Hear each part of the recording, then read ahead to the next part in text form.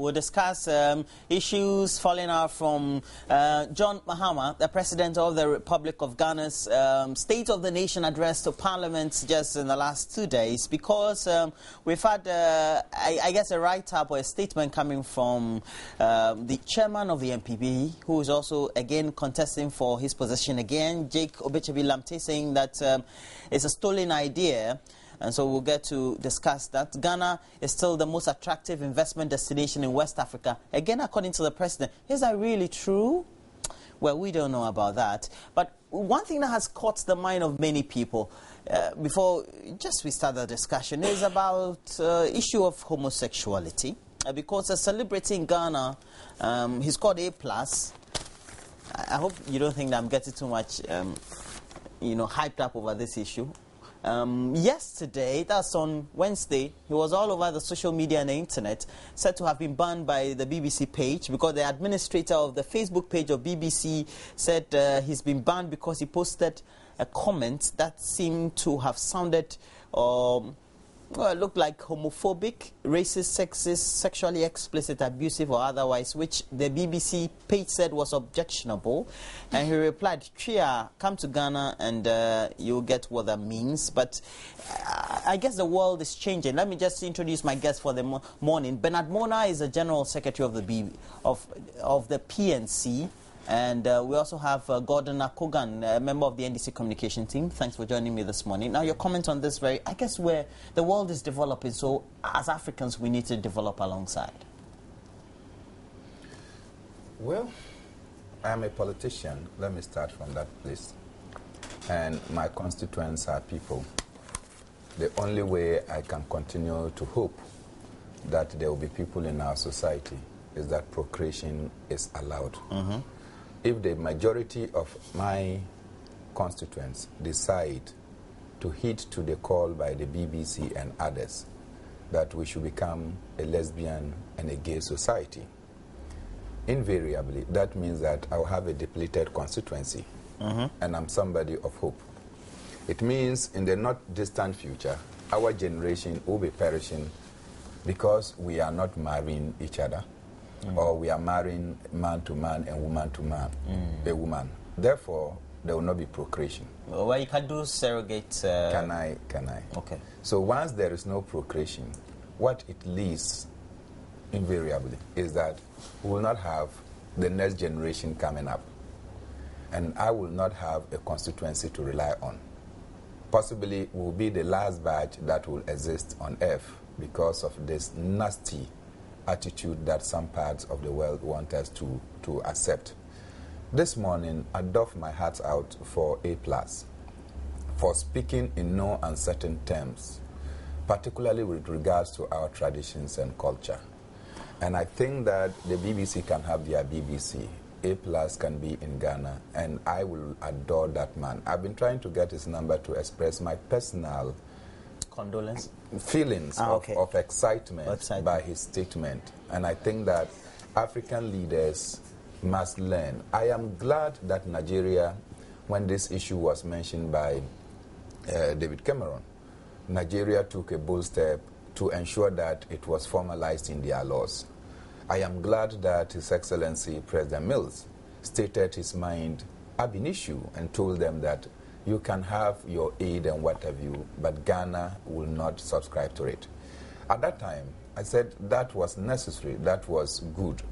But if I possibly were president at the time, would have simply recalled our High Commissioner to the United Kingdom and expelled the United Kingdom's ambassador to Ghana to tell them that we are no more a colonial. That's why you're not president. You understand? So I think you're a politician. You have to be very diplomatic. Aren't you supposed to? I am trying to hold my cool this morning. honestly, it is disgusting in my opinion. These are people who will not tolerate Africans marrying more than one, which is our culture, and they want to supplant their culture on us. A man marrying a man, a woman marrying a woman. It's despicable. Is it that, can we say it's their culture? Because when you listen to the arguments, what you are told is that It's a genetical thing these days. That's the argument now, and it's people's sexuality. That's what they want to practice. Gay rights have become a human right. Now, people's ability to marry more than one is not a human right. You say I should allow you to talk. Can you allow me to talk? You see, you know, good luck, Jonathan, and we've had President Mills also come to make his comment on it. Even President Mahama come to make his comment on the subject. But the point is that no matter what we do, we relate to people who perhaps may be homosexuals. We don't know, but because of perhaps the stigma in the society, etc. And now President Yoweri Museveni of Uganda has also assented a certain law that would also supposedly, in the eyes of the West, discriminate against homosexuals. And you think that's a way to go in Africa? Sure. I think that we are really making our voices heard in Africa on this particular issue. It's true the world is developing and we need to go in that direction. But why should one arm of the world think that they need to impose what they believe in to the other continents?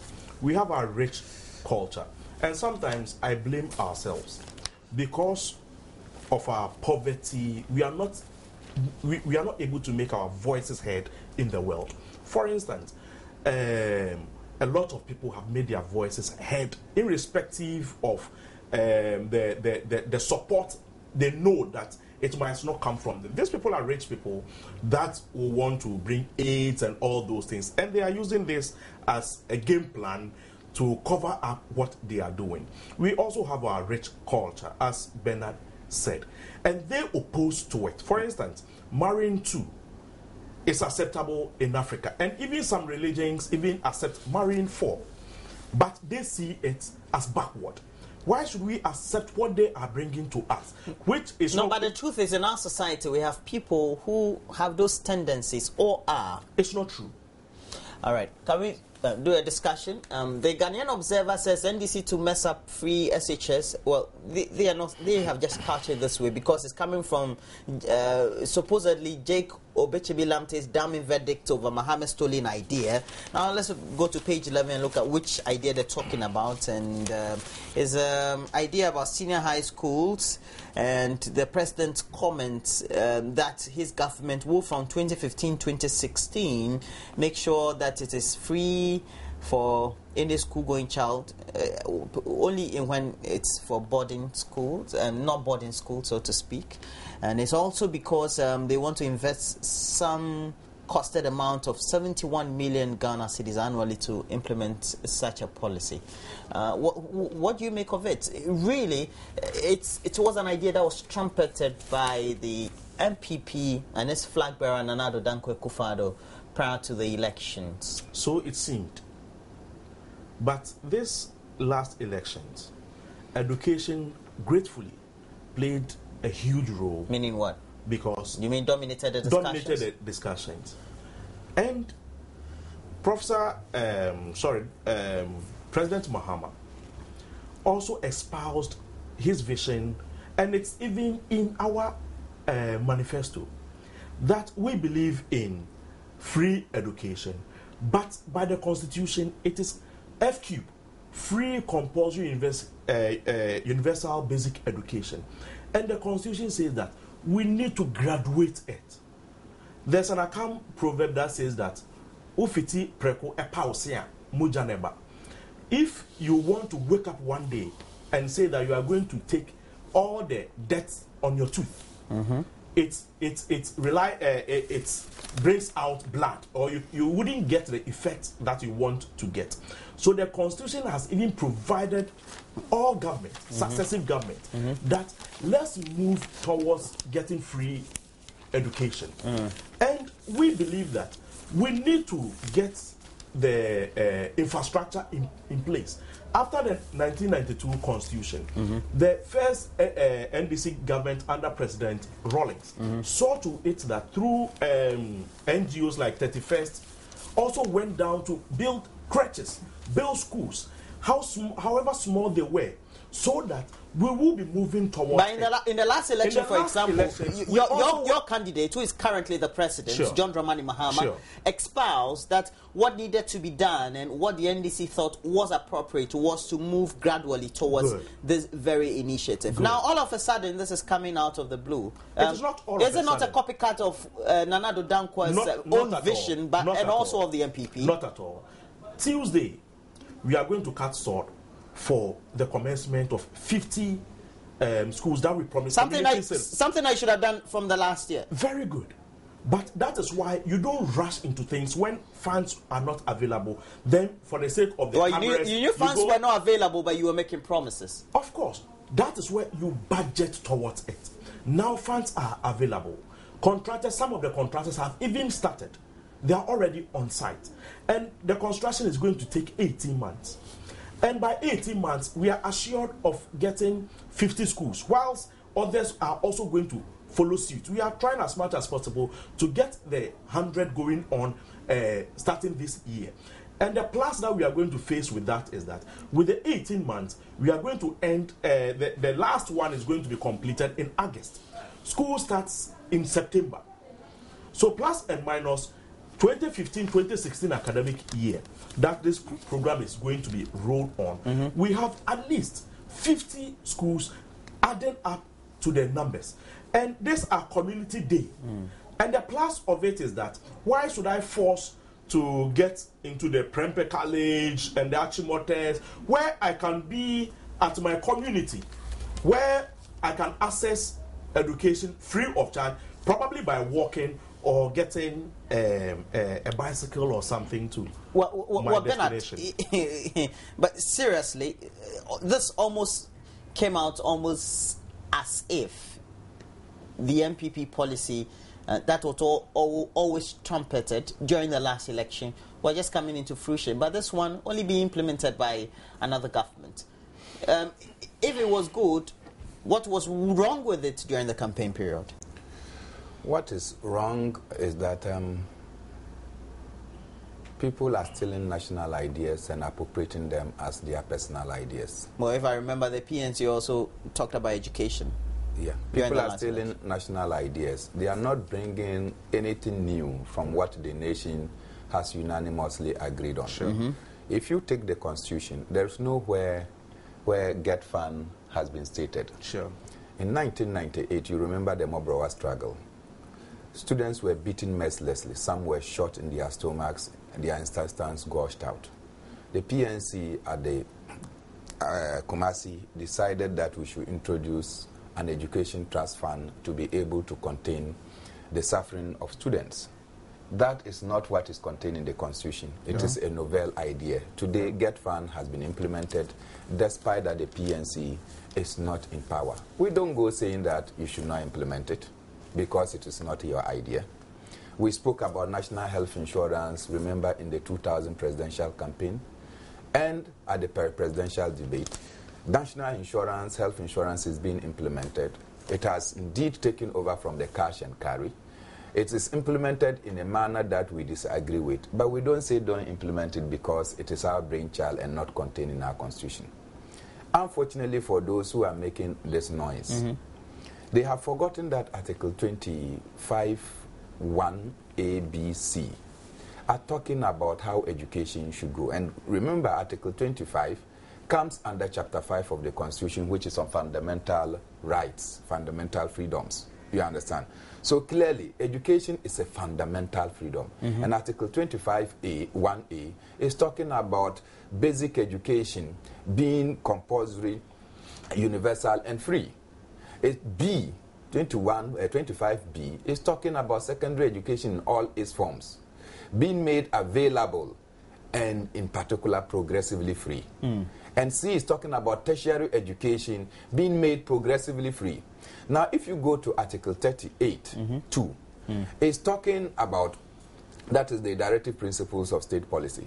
Article 38(2) is talking about 2 years after the coming into effect of the 1992 Constitution, the government must submit to Parliament a proposal on how to ensure that... And your point is? My point is that this is contained in the Constitution. And so it's nothing new? It is nothing new. So no, you are saying nobody can allocate to it to be the originality of that. Nobody can just jump onto it and say that it is my idea. If we have certain personalities, especially who were part of the last NDC government, and we're hearing reports of the former Minister of Education, Lee Okran, who is said to have addressed a press conference and covered by a majority of the media, when he categorically stated that it was impossible to implement this, that even Nkrumah was not even successful at it. Then it means that in itself, the people within the party really don't believe that it can be achieved within a certain space of time. Possibly that is the reason why he's no more Minister for Education. Well, we've not been told that. No, I'm saying... No,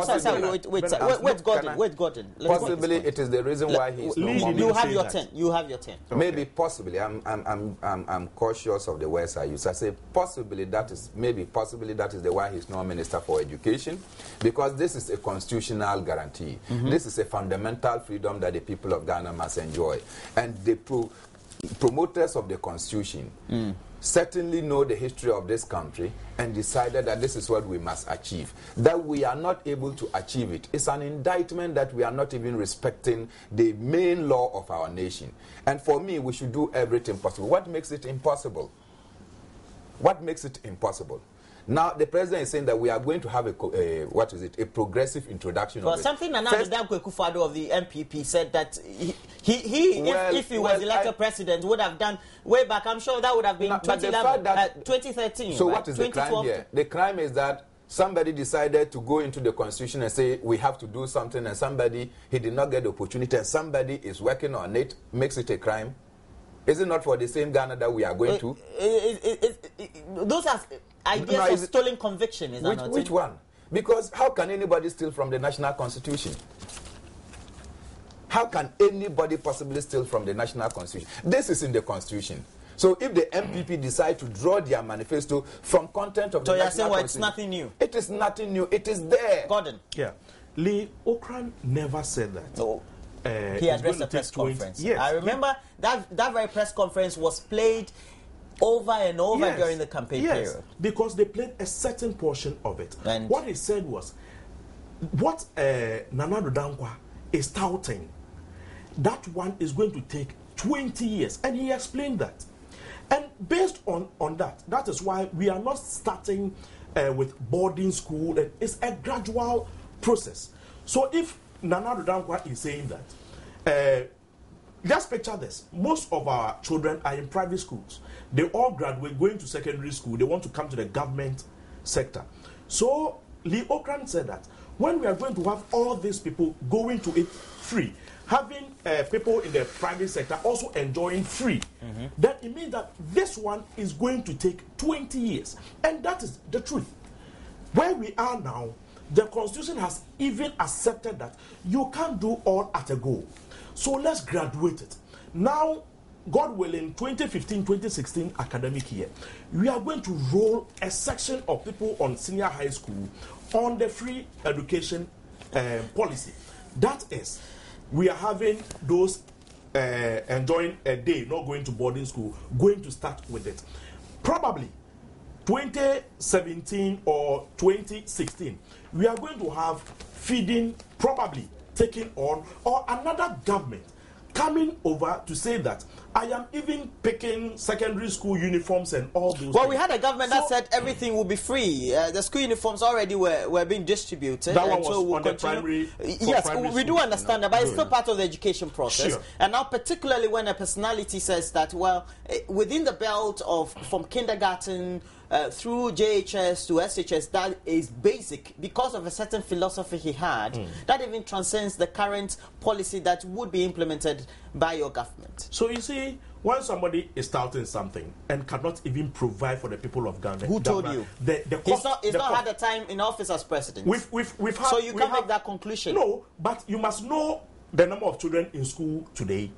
The one that's estimated to be in school. If I remember very well, he costed, didn't he? 78 million Ghana cedis were told at the time. We had 4 different costs to what they said. Some said it's for 1 term. Some said it is for a year. Some also, you see, they were not even consistent. He was on BBC and he said that he only say it when it comes to Ghana. How do we bring all this debate to an end as to who really brought a more positive idea, more comprehensive idea than the other? An idea you said already was embedded in the Constitution. Not I said, it is embedded in the Constitution, except that you have not read your Constitution, because if you read your Constitution, Article 25 is there, and if you go to the Directive Principles of State Policy, Article 38, you'll find it there.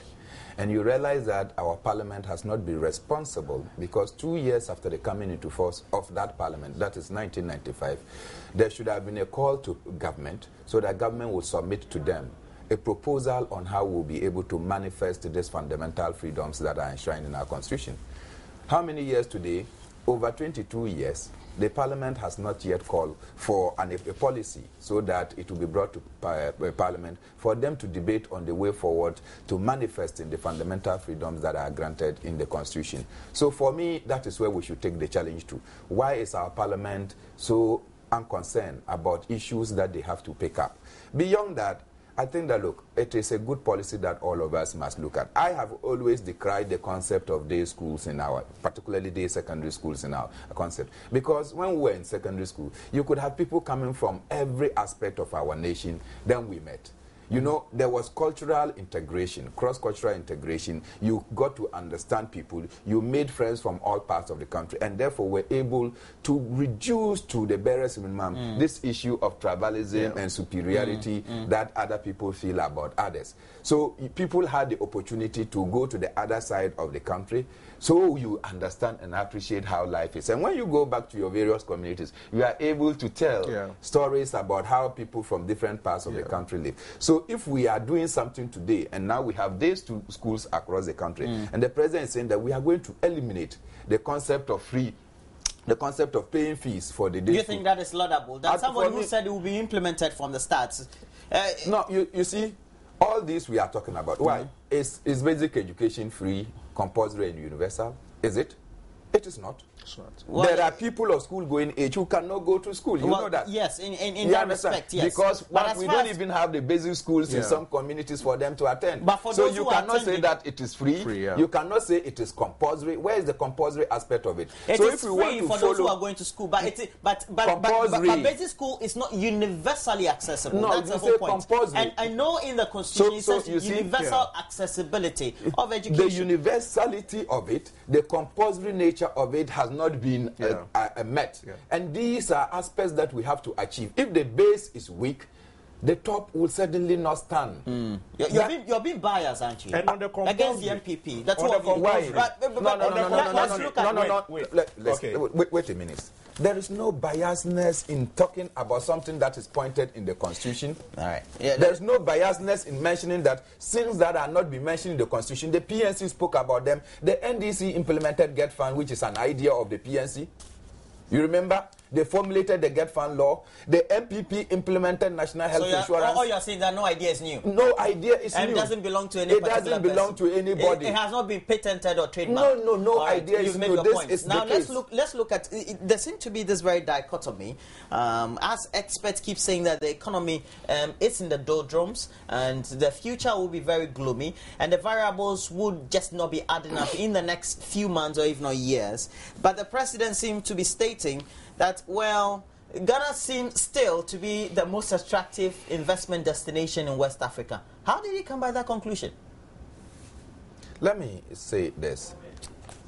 Obviously, I listened to the president as I was in Parliament fiscally, and I've read the statement that he delivered. This is about the third time I've read it. And as I keep telling people, it gives me a sense of hope.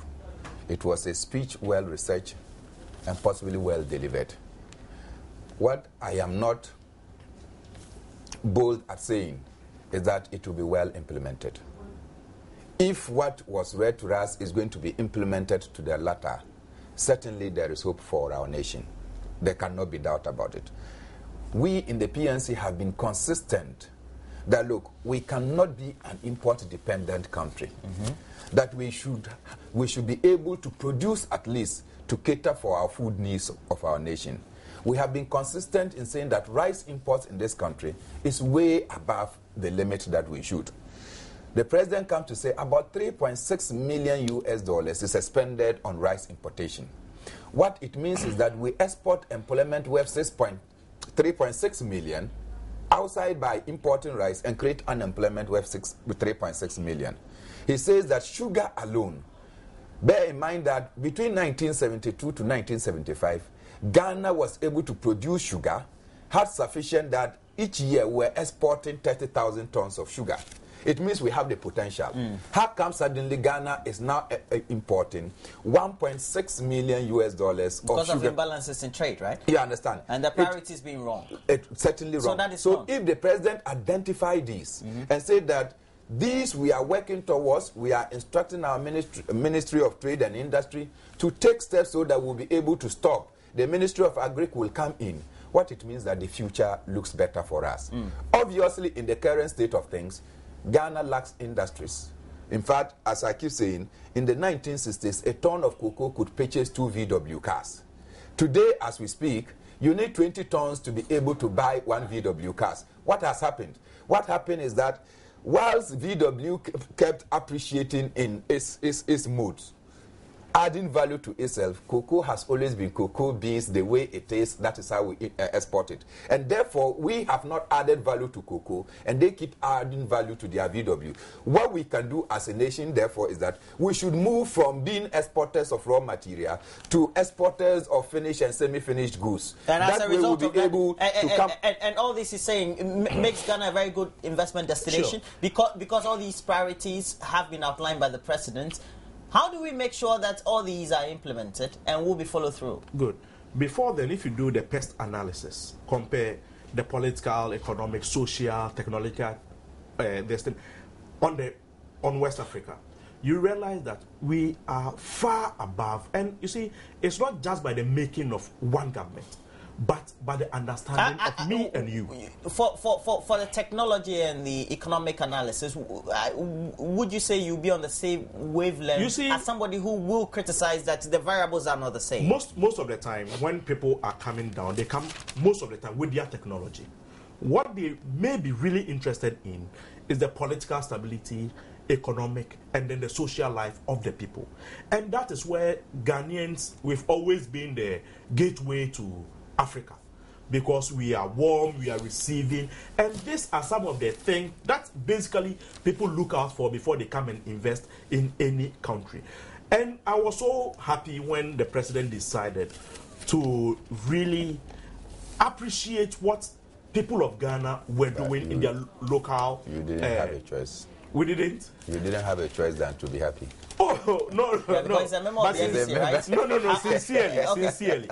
And that is the aspect that we saw the MPP even appreciating the president about it. Oh, really? Mentioning. If I remember vividly, what they said was that the State of the Nation address by the president was just a coinage of tidbits from last year's, and there was nothing new in it.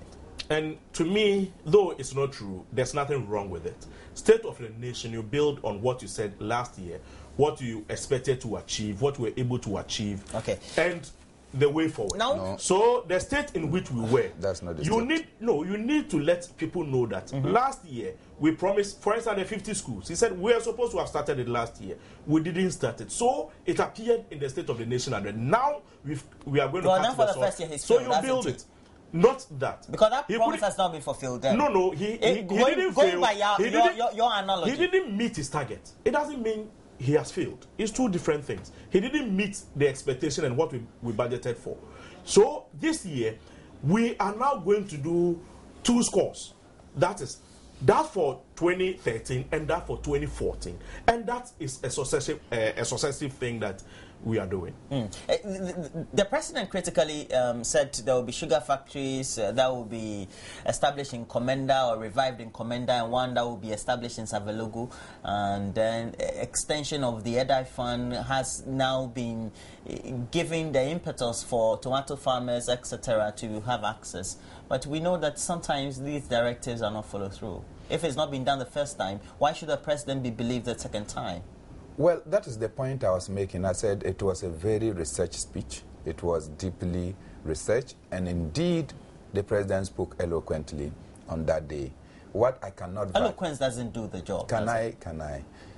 Then, what I am doubtful, what I am not able to say with confidence is implementation. Because over the years, and I agree with the minority to some extent on this part, that look, it is a recycle. If you recall, yesterday I was listening to my comrade Kweku Bako. He took out a 1982 speech that Rawlings did, and then he compared it with what Mahama did. And on the issue of agriculture, particularly with food security, it's almost as if we just went and picked what Rawlings said in 1982 and we planted it. About 32 years down the line, we planted it in the Mahama speech. So how can you not describe this as a recycle? Because we spoke about this some years ago, and today we are still on the same page. We have not changed. So to some extent, there is a recycle. But there will be a recycle when we refuse or we fail to achieve what we ourselves have targeted. What are the bottlenecks that are making it impossible for us to implement what all of us know will help our nation? Why is it impossible for us to stop, for instance, the banning of contemporary import into this country? Why can't we stop the importation of brodo? You know brodo? Bread. Bread. We now import bread from Paris and South Africa. Oh, those are just people's consumable taste. So I'm saying that bread. Do you put it in a perspective that those every import? Why you know how little it is? Those are mass. How much does it cost you? Yeah. Mr. Bernard Mo, those are not mass imports. But in you reality, don't get it. No, but in reality, do you think that it is the coins that in make reality, the Mr. notes? Bernard Mo, do you think that looking at the current world we have as we have it now, with the WTO and the stance and the position of Ghana and the inroads we want to make, going into the stance of protectionism is the best means that we can? Which country has not done protectionism? Well, it depends on your clout. For example, in Nigeria, which is our neighbor in West Africa, if you look at the scale of their economy, you look at their capitalization, etc., and the resources they have, and even their population, they have the clout to do that. Do we have it? Oh, so we don't have population? No, I'm asking you, do we have the clout as a country too? We have everything that they want, and possibly we don't need everything that they give us. Mm-hmm. Except that you have not done your analysis right. We have everything that they want. We always depend on them for budgetary support. I'm saying that we have. Why would we not depend on them for budgetary support when what we have is being dictated? See, it's like you have your watch to go and sell. When you get to the market, the person to buy tell you how much the watch should be sold. Now, when you want to buy the person's phone, the person tell you how much you should buy it. Do you understand? So at all points, we are losers because our cocoa prices are being determined for us. Our gold prices are being determined for us. Even our non-traditional exports, the prices are being determined for us. But in truth, even if we added value, we still would not have been in a very robust situation. I have said this. If we can form OPEC, oil-producing economies or countries, exporting countries, then you come to cocoa. What is the banner that cocoa works in the world? Of copal. What do we work? Do you understand? Virtually, we are like we don't even exist. But OPEC determine prices. When it comes to our yam, what is the fraternity at the highest level that will ensure that we are able to come together to also determine prices for our yam? What is the fraternity that will ensure that we are able to export our shea nuts and shea butter? We have to think twice. We have to look for our interests in the international arena or in the international community. Sure. Now, if we would have to move forward on the current subject and all the suggestions and the policy directives that the president intends to undertake in the next couple of months, it means that, well, Ghanaians need to brace up for some tougher times, at least in the short term. You see, I agree with you. You think you can go through with the elections coming in 2016? Why not? The year is almost ended. We're just going past the first quarter. We're entering the last part of the first quarter. What we need to do as a people is that the president has shown a light. What is in for us as youth? Mm-hmm. For instance, if you two are still youth. Oh yes, I'm still a youth. if how do you call it? Sacks for cocoa is going to be produced in Ghana. How do we position ourselves? How do we get this jute fiber? How do we position ourselves to take advantage of it?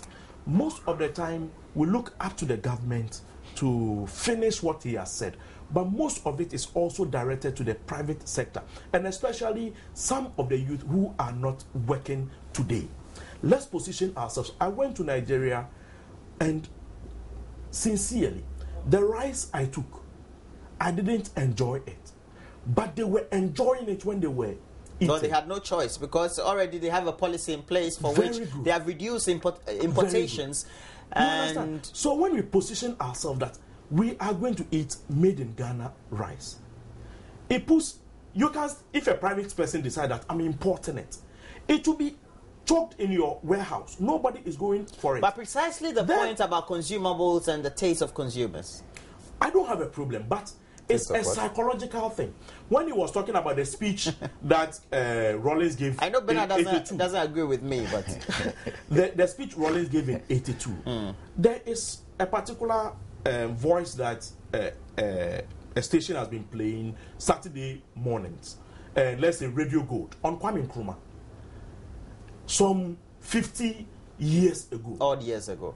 It makes sense today. The unity that he was calling for Africa, it makes sense today. And it means that something is wrong. Leadership keeps giving us the direction that we need to go, but we don't position ourselves to take advantage. Oh, is that what you're saying? It's not as if the leadership is wrong at all. I'm telling you. I don't think that Bernard Bona will agree with you at all. But on the subject of which sectors of the economy we need to prioritize, what do you think there? Well, before I come to that, I heard you talk about WTOs and what have you. And I agree with you when you mentioned WTOs. We have WTOs. For instance, the WTO regime allows us to impose even tariffs up to 99%. Well, I know that. You understand? So it's not... Yeah, it allows you. It allows you to do. But also has its own restrictions, because there are conditionalities. You just can't do whatever you want. I keep insisting that we don't need the World Bank and the IMF to tell us what they don't know about our economies. Yesterday, the World Bank and IMF had the audacity to be telling us what they are telling us. They live almost opposite each other in New York. You understand? They should go and advise the American government. Why are they not advising the American government, and it is always other countries that they are going? In the country that they are located, they are not giving out their advice to those governments. So, obviously, I have my battles with the IMF, and over the years it appears that all the prescriptions that the IMF and World Bank has given us as the panacea to our economic bottlenecks, they have failed. They should be ashamed that they keep giving us panacea. They keep preferring solutions that don't work. They said we should privatize everything. We sold out our industries. Go around our industrial area and they have become praise and worship houses. Most of the warehouses have now been taken away and they are not producing goods. You go there at this time of the day, instead of people going to work, they are there singing hallelujah, hallelujah. That is what the World Bank and the IMF has succeeded in doing for us. So from structural adjustment programs, from economic recovery programs to PAMSCAD to HIPIC, the World Bank is still here, giving us stories about how we should be able to manage ourselves. Certainly, I don't belong to that. But as to which areas of our economy we can prioritize, Master, agriculture is sensitive. But it is not just the production alone. If you produce, you certainly increase supply. Mm-hmm. Is there a demand for the produce? If there is no demand, prices will fall and the farmers will have difficulties. So as I said, we have been able to increase cocoa production to over 1 million tons. What is the value that we get after we have increased cocoa production to over 1 million tons? Obviously, realize that if you take the aggregate, we have fallen anytime we increase production because we have not added value to it. So we need to have, in the process of agriculture, there must be allied industry that will be able to transform. You don't take cocoa here and go and manufacture it somewhere and it comes back to your country. You understand? You don't take yam here and it's taken somewhere and it's turned into something for you. You don't take oranges here and it goes and it comes back in some other form. So value addition is important. Value addition is important. And right now... I remember that's what Akufo-Addo said. He said we should move from the Gorgesburg economy. Well, we moved from the Gorgesburg economy as soon as Nkrumah became president. No, and you know the many things that... According to the analysis, we haven't moved at all. Why? Because immediately we ensured that Nkrumah was overthrown. What we're talking today at the time of Gorgesburg, it was still a subject of debate. Even in his speeches he presented... Do you count the number of factories that were established in this country? Do you know the motivation for the establishment of the Akosombo Dam when other political opponents of Nkrumah said that the population of Ghana less than 6 million... Let's not go into the politics of it. I'm just trying to render for your viewers and listeners that, look, we moved away. Along the line, we decided to go back to it because we decided to auction what we created for ourselves. Industries that were put up less than 2 years of their coming into force, they have not even started operating at break-even point. Okay, so you're talking about agriculture, so obviously agriculture needs to be enhanced. But agriculture alone will not do it, as anytime you increase production at agricultural level, the farmers lose because prices come down. So you need to support it with industry. For instance, where is the cotton ginnery in Tumu? We need to get it back. Where is the Nasia rice farms and the processing that used to be established? We need to get them back. Where is the tomato factory at Akumadan and many other places? We need to get them back.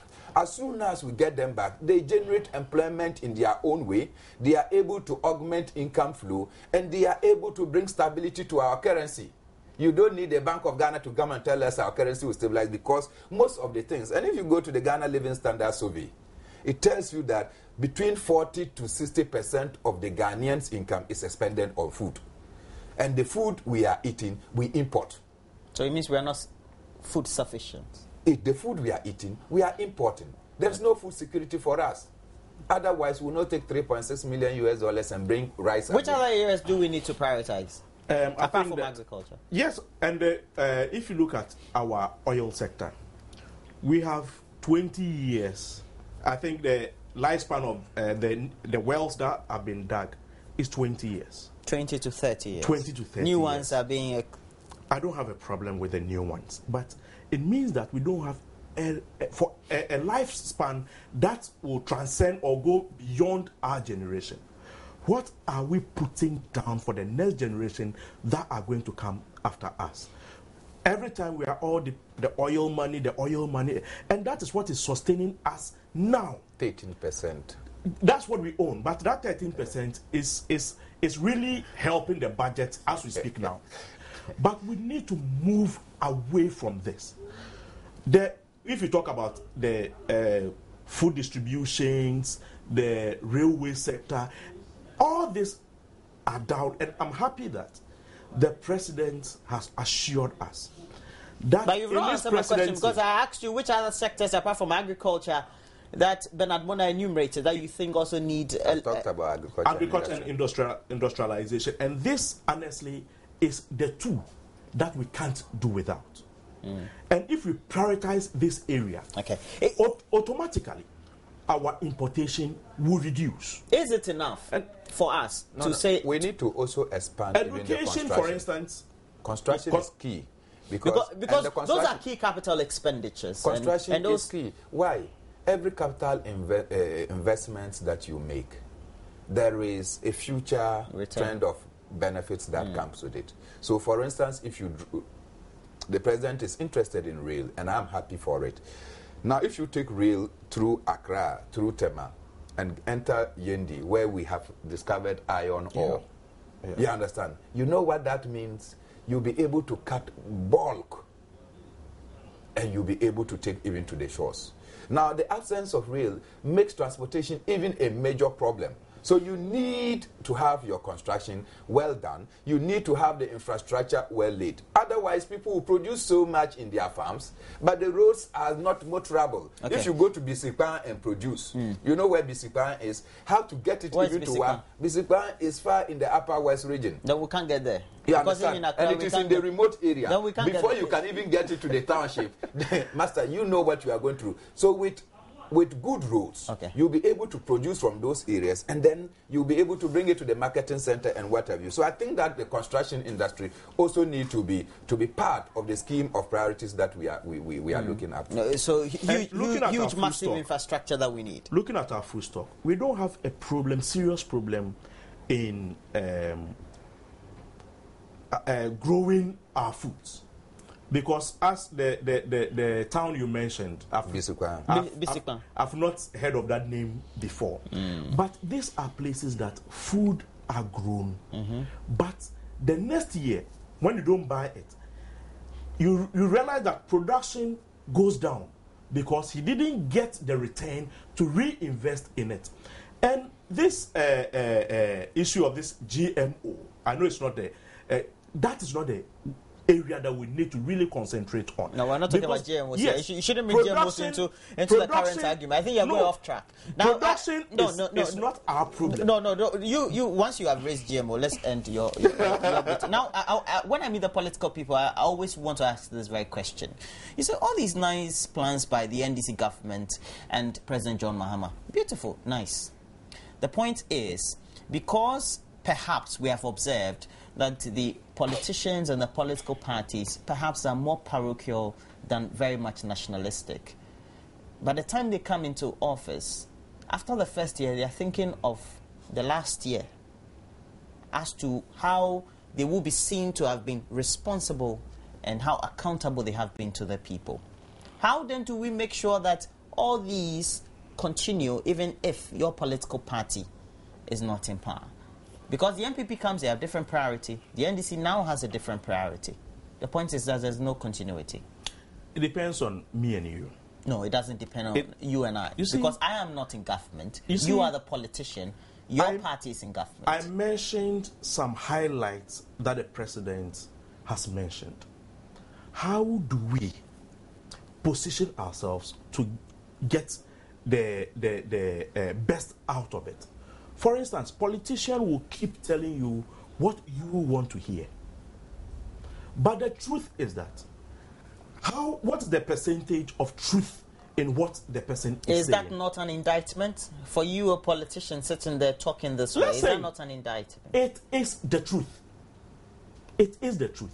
And people, we have itchy ears. And what, for instance, until the president spoke on Tuesday, a lot of people were saying that we don't know what the government is doing. We don't know what the government is doing. And let's look at the debate from Tuesday till today. People are seeing the light in what the president is doing. Well, we do understand. How do we make sure that the light that the president seemed to have shown on the people as a result of whatever plans he has, his government has, continues and transcends beyond his term in office, perhaps when he doesn't get retained? For instance, the NPP, this issue of stolen idea, let's even accept without admitting that we stole the idea from the NPP. Shouldn't they have praised the president for doing what they intended to do so that it is carried on? Probably you can even make 2016 campaign as it is not a complete free SHS. So we are going to add up this and add up that way. Then we'll be moving forward. Mr. Mona, how do we create a consensus among the political elite?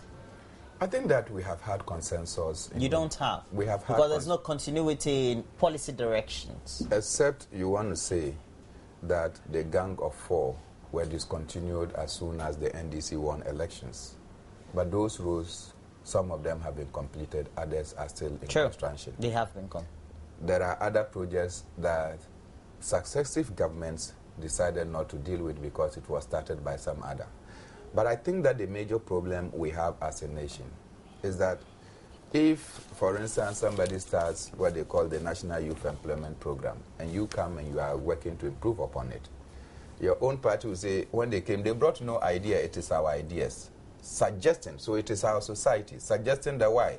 Abandon what we created and create your own. Don't continue. And that is not helpful.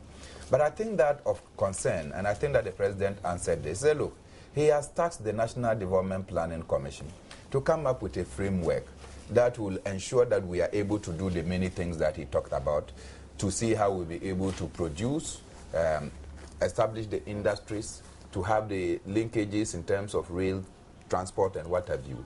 And that in doing so, he has asked the National Development Planning Commission to expand their scope to encapsulate every other political opinion in this country. And I can testify that on more than one occasion, the National Development Planning Commission had called and written to RAF so as to give experts so that they will be part of their framework of working, so that we'll have at least a national development plan that all political parties have inputted in it. And once we have inputted in it, I'm sure that successive government will be able to take it. The president highlighted this in the State of the Nation address, and for me, it is a positive way of looking at it. So all of us should see the National Development Planning Commission as the center of bringing all political opinions on board, so that at the end of the day, you don't have a Vision 2020 that is truncated for a Vision 2015 that we don't know the head and tail, and now we are talking about Vision 2030.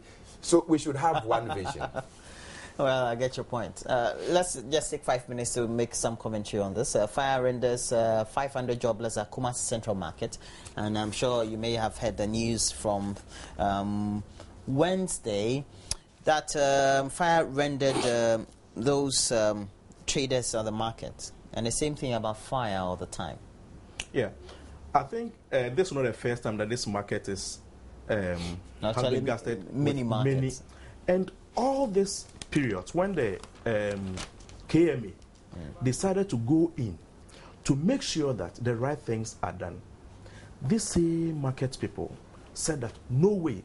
The moment new or the proper constructions are made, those structures or those things will be taken away from there. So are they happy going through this every year, sometimes twice in a year? Fire guards those markets. Why don't they decide that now we've washed our hands of this, let the KMA come in, construct the facility that they promised doing, so that even when the cost is a little higher, and I'm able to afford it, that one properly insured. No insurance company will go to our market today and go and insure. You think that will solve the problem? That will solve it. Because, for instance, you go to Kantamanto here, and you can virtually see the connections that they do from one shed, and you can really predict that something bad is going to happen tomorrow. First, let me sympathize with those who lost their wares. Let me sympathize with those whose businesses have collapsed. Some of them, that may be the end of their business, and therefore they are living. It is pathetic that you wake up one morning and your whole kingdom come crashing. Having sympathized with them, I do hope that our investigative bodies will go in there to ensure that they are able to come to the end of this matter. All the time we have had investigations committees set up.